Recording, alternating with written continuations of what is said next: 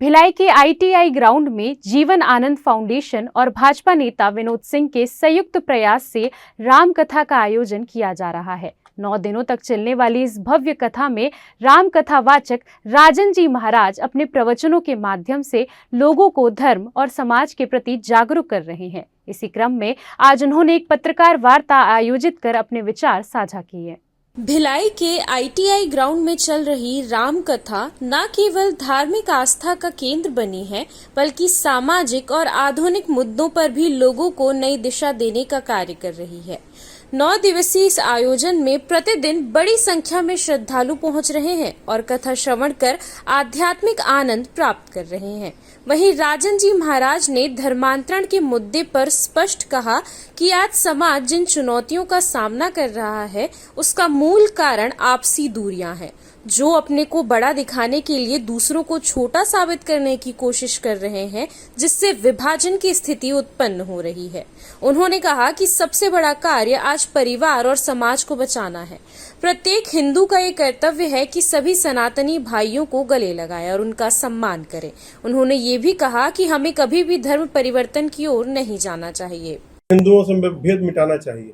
भगवान न करे किसी का तबीयत बिगड़ जाए, अस्पताल में जाए, डॉक्टर कहे 4 यूनिट ब्लड चाहिए।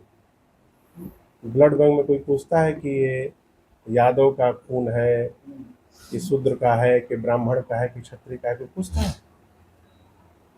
उसमें तो नंबर मिलाता है, AB positive, B positive, O positive, ये निगेटिव मिल गया, तुरंत लेके लगा लेते हैं। जब बीमार पड़ते हैं तो आप जाति देखते हैं क्या कि किसका खून चढ़ा रहे हैं? आज जो भी समस्या है ये हमारे कारण है। हम लोगों ने इतना भेद बना दिया है अपने को बड़ा बनाने में। जब तक किसी को छोटा नहीं करेंगे हम बड़ा कैसे होंगे? ये जाति पात है, लेकिन जाति पात भेदभाव करने के लिए नहीं है। एक कर्म के हिसाब से जाति पात बनाए गए। इसका मतलब थोड़ी कि हम भेद करेंगे आपस में। अपने सनातनी को आज सबसे बड़ा टास्क है अपने परिवार को बचाना। हम जब अपने बच्चे को चाटा मारेंगे तो बगल के चाचा को अवसर मिलेगा उसको चॉकलेट खिलाने का, और जब हम ही चॉकलेट खिला के उसका मन भरे रहेंगे तो बगल के चाचा अमृत भी देंगे तो उसको लेने वाला नहीं है। तो सभी हिंदुओं का एक परम दायित्व है कि आपके जो भी सनातनी भाई बहन है, किस जाति के, इसको छोड़िए, उनको गले लगाइए, उनका सम्मान करिए, आदर करिए।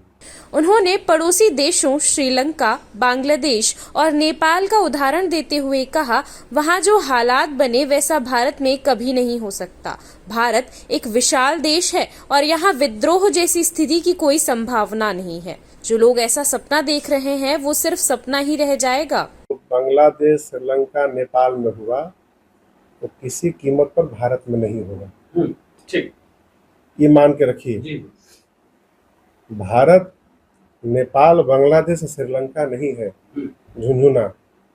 भारत बहुत बड़ा देश है और जो सपना देख रहा है कि वैसा हो जाएगा, ये पूरी सपना है। सपना देखने में कोई मनाही थोड़ी। आप सपना देखिए, सब स्वतंत्र है सपना देखने के लिए। ऐसा यहाँ होने वाला नहीं है। दूसरी बात, नेपाल में जो घटना घटी, आप जो कह रहे हैं केवल सोशल मीडिया के कारण ऐसा हो गया, ऐसा नहीं है। हम आप भारत में बैठे इसलिए जितना देख रहे हैं, सुन रहे हैं, इसलिए हम कल्पना करें कि इसके पीछे बहुत सारे कारण हैं, इसको हम भी नहीं जानते, आप भी नहीं जानते। जब तक पूर्ण विषय को जानेंगे नहीं तब तक टिप्पणी नहीं कर सकते। केवल AI को लेकर राजन जी महाराज ने कहा कि ये एक बड़ा आविष्कार है और इसे सकारात्मक रूप में देखा जाना चाहिए।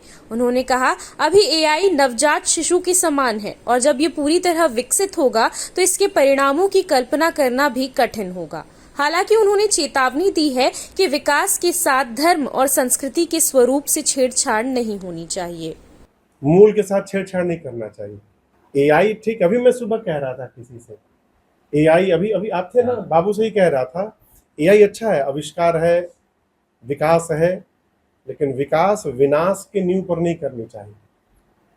अभी AI तो समझिए तो नवजात शिशु है, जब अपने पूर्ण रूप से आएगा तो क्या करेगा आप सोच नहीं सकते हैं।